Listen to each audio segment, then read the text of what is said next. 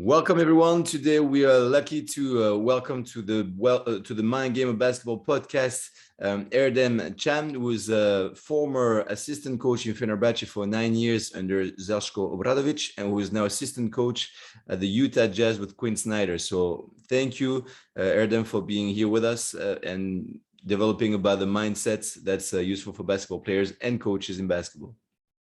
Thank you for inviting me. And it's really an interesting topic. I hope I'll be able to help to this topic. All right. Well, thank you again for being approachable. We're lucky. It's true that it's a topic that's a lot of people in the basketball community are really eager to learn more about. You know, like everyone that can be professionals in NBA, professionals in Europe, no matter the country, everybody is looking to understand more how it works and develop the subject. So from your point of view as a coach, for example, like with your experiences both in Fenerbahce and in Utah, how would you say that players develop that mindset, that skill of the mental game? Do you feel like they're already working on it? How often, how seriously do they take it? Because I believe that they know, they're aware it's a skill that they can develop and get better, that can help them in their performance. But how serious are players right now about taking in consideration that the mental game is something that you need to develop, just like the fundamentals and the strength and conditioning part of the game? First of all, I would like to say that if you compare it like last 10 years, it's getting bigger and bigger and bigger because the players getting more professional, they are more aware of it. Every single element is going to help them to improve their game. And that's also part of life, mentally to be strong. And today's world, it's not easy to deal with all of the factors going around you without understanding who you are, how you can handle it, and how you can develop it. And especially in NBA, what I see, players are really professional about it, and they are searching for the help. And majority of the players in NBA, they would like to have people, I'm not saying coaches, people who are able to help them with the multiple, let's say, weapons. It's like weapons about strength, about fundamental and mental games, because this game is being played all these years, and with the strength of the players, muscle strength. If you go back to years before the beginning of basketball game, if you are stronger, if you are more athlete, always you're gonna have advantage. And then the athleticism coming to a certain level, now the fundamental is much more important. That creates the difference. Like the players from starting from 80s, I'm talking about NBA right now, the fundamental element is getting much more important and create the difference. Now, after a certain time period, it's getting even, like fundamental basics plus athleticism, like majority of the players, top level players, getting on a certain level, like they are even. And lately, I would say last 10 years, also mental strength start to create the difference. And players start to work on that. If you go to all top level professional players, they invest themselves millions of dollars, nutritioning, strength and conditioning, physical preparation, fundamental, but also mental preparation. Right. Because mentally staying strong is the biggest key right now.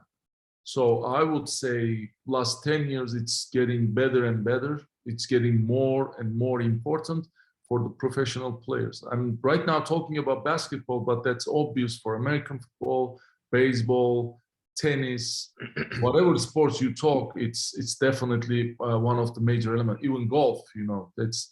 And if I need to come back to Europe, it's getting better. I think once the players interaction between them getting more and more, like ELPA is EuroLeague Players Association, that suggests players to protect themselves, like they start to take care about themselves. I need a 1 practice a day, so I will fight for that right. Even that's the mental part, because before players used to leave everything, because after they sign the contract, like they have no rights. We can do anything to them and they will have no reaction. Now they say, I have rights.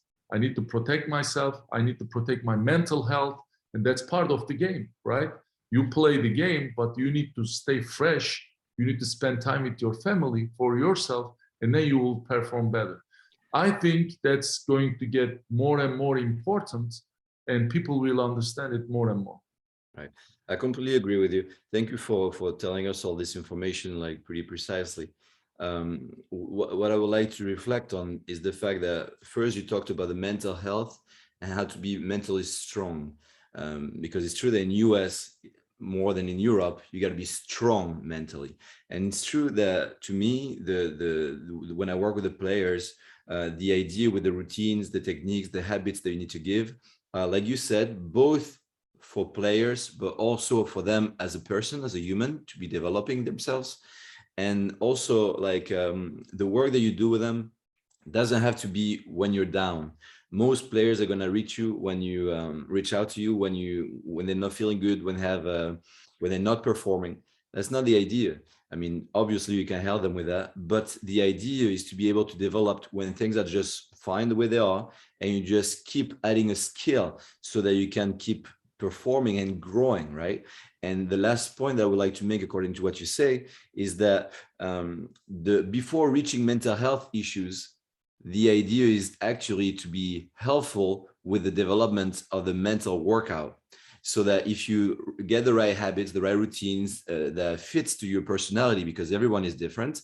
So if you do the appropriate workout with your coach, counselor, advisor, whatever you want to call him or her, the idea is that you do not have to deal with mental health issues on the long run, right? Would you agree with that?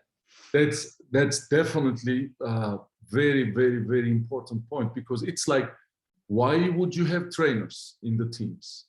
You have trainers in the teams not to solve the problem after the player gets injured. You have trainers in the team to avoid players to get injured, because that's the most important part. You keep the players healthy physically, but that's the way, like, you have trainers tells you, hey coach, don't push the players so much this time period, because that may create an injury. And we don't want to solve the problem after we got injured. We need to be cautious before they get injured. And mental health this is why the mental practice part or mental healthcare part is 7/24 job, because player, that's really in NBA very strong. Like, if the player did not sleep well the day before, even that's a problem for the player, and you need to be cautious about that, because next day that breaks the player's routines, and that can create a problem for the player. Even on that time period, you need to know that, and you need to take care about that player. And, like, if the player has a problem, let's say 2 days ago or the day before, he played so bad, and then he couldn't make the shots, and you know what? That player, just to feel better, he stays in the court, and until the next day morning, he shoots. Nobody knows that, not even media. But the player works over that. This is not, I know that I have experienced that in a bad way in Europe. I'll give you an example. Because coach pushed the player to shoot until the morning in Europe, example. But over here, player wants to shoot the ball just to feel better. It's not going to make him better player, but he wants to. And then next day, player is exhausted. He's not able. Mentally, he feels better, but physically, he's exhausted. So which way you are ready to sacrifice? He's mentally better. So in the long run, he's going to help you as a player maybe to get better, because he feels more comfortable. He says, okay, I did bad job, but I prepared myself mentally, blah, blah. And next day, physically, he's exhausted because he stayed up until the morning. So you need to know this, and you need to take care of that player. But in the long run, just because mentally he refresh himself, maybe you are ready to sacrifice the next day. That's one of the examples. Right. But I'm going to give you an example that I experienced about not in Fenerbahce, before with the coach that I worked. There was a rookie player. We lost the game. He missed like 4 or 5 shots end of the game. And we were on the road. We came by bus back to our city. And then he said, Erdem, you will stay with him and you will make 1,000 shots. And we came around 11 to 12 in the night. And then until I'm not exaggerating. There are other coaches with me. There were other coaches with me. And I think we stayed around 3.5 hours. And I said at one point to the player, come on, stop this. This is, I'm sorry, but this is bullshit. And then he said, he was so pissed. He said, no, coach, I'll make 1,000. Just, and then we lost that play because mentally, physically, he was there taking the shot, but mentally shrink, and he lost all his connection with the team. So you need to know what kind of mind games you will play with the player and what kind of freedom you need to give to the player and what kind of sacrifice you will be ready to take for the player, for your team on the mental game. And I actually had a conversation with one of the previous guests about the role of the coaches, the head coaches, but also assistant coaches into the training of the mental game.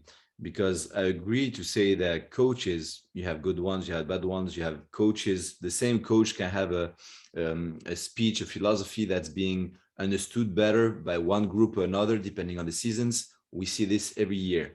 But with the skills of the coaches, they cannot be taking care of every player of their team and to be in charge of their of the mental aspect of the game like somebody who's professional could do. I mean, it's just obvious. They have so many things to take care of already. How would you, and again, it doesn't make them more vulnerable or less good in what they're doing. I'm sure that, I mean, coaches are doing amazing jobs, most of them, into organizing all their work and dealing with everything they have to deal with. But to be able to tell them to take care of the mental game of basketball for every player of their team, to me, is just impossible, because then you're able to motivate them with your charisma, with your leadership, to boost them when they need to, you know, to understand who to yell at or who to talk in a different way.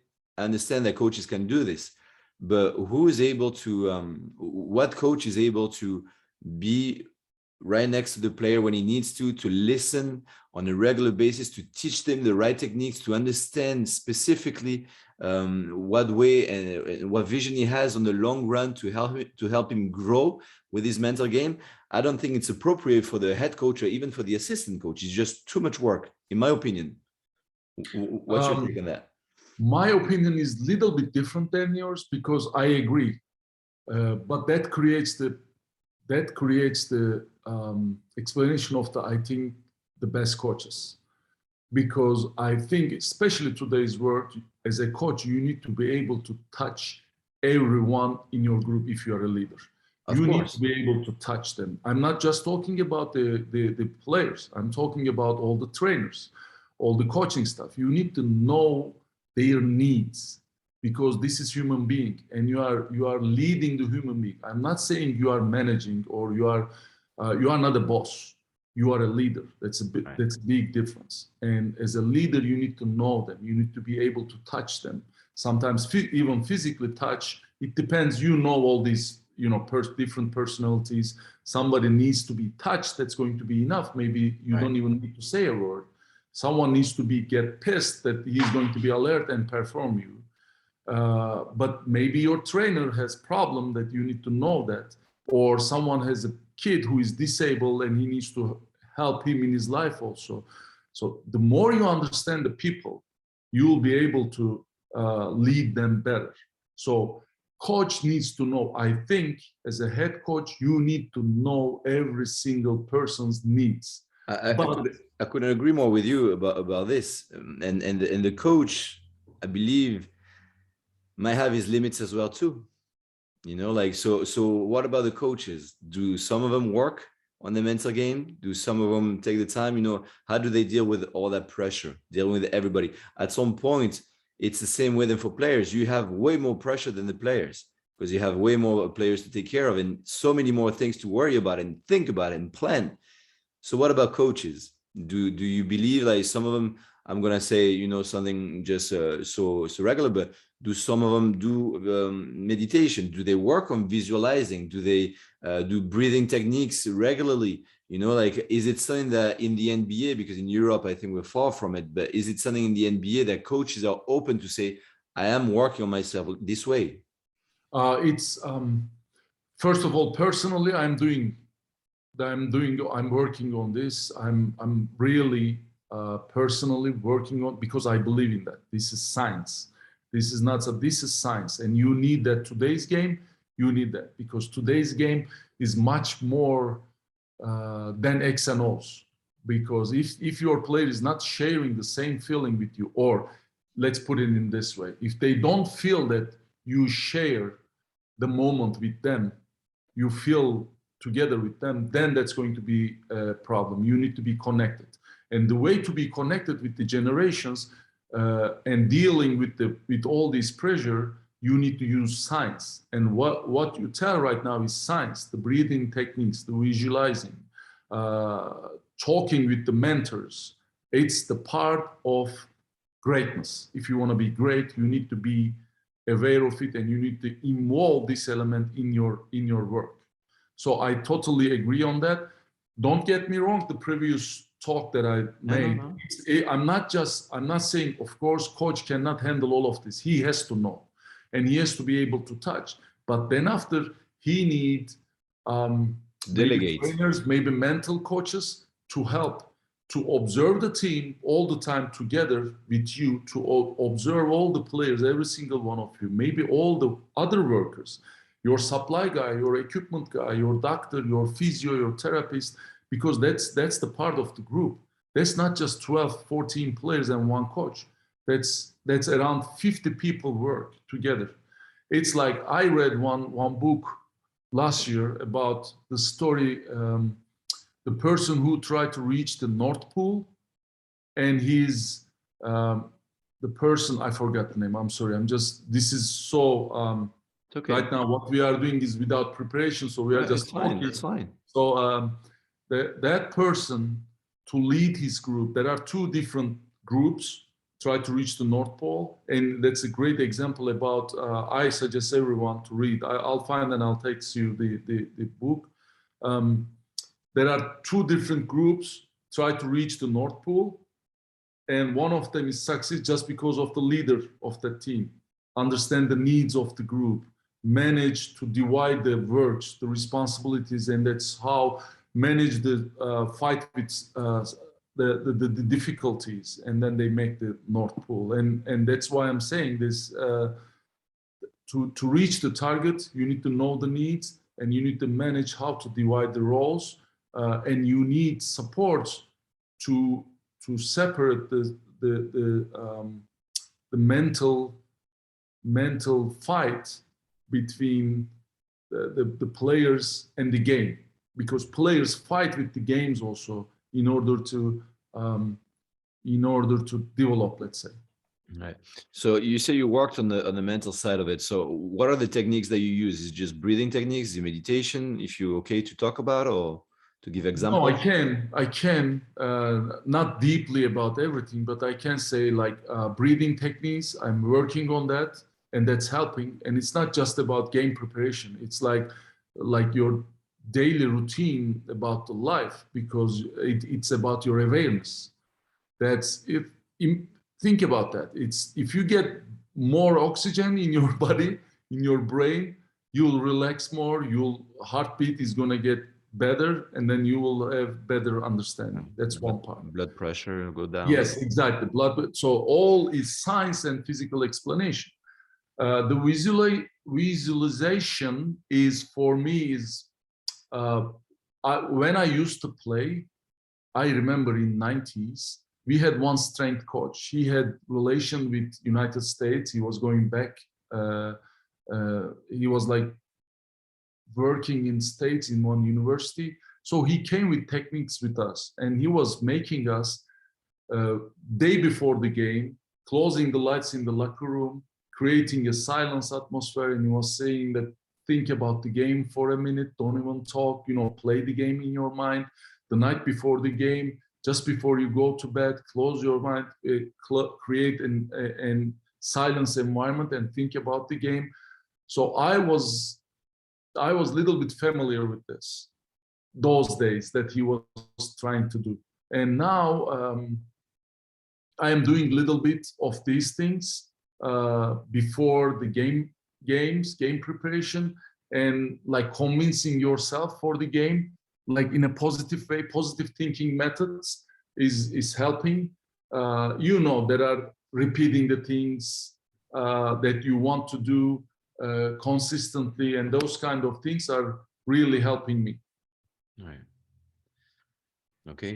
And so like, are those techniques, like breathing techniques, I guess the most, but are those techniques you still use during the game when there is pressure, before like a timeout, when there is something happening, you take the time to use breathing techniques, like short ones, to eventually stay more focused and be in control? Or no, I don't really do that during the game. My routine is before the games doing that, and night before the games doing that is helping me. But also, if I have any important meeting or anything like important that I have to prepare, like presentations and stuff, I like to stay I like to visualize that in my mind. It's like playing the game. I just stay calm, close my eyes, and I go through every step. And I go through every step the way that I would like to happen, which means positive way. And that really helps me. Right. Well, like you said, believe, being positive, optimistic, being consistent in the work, no matter the techniques they're using.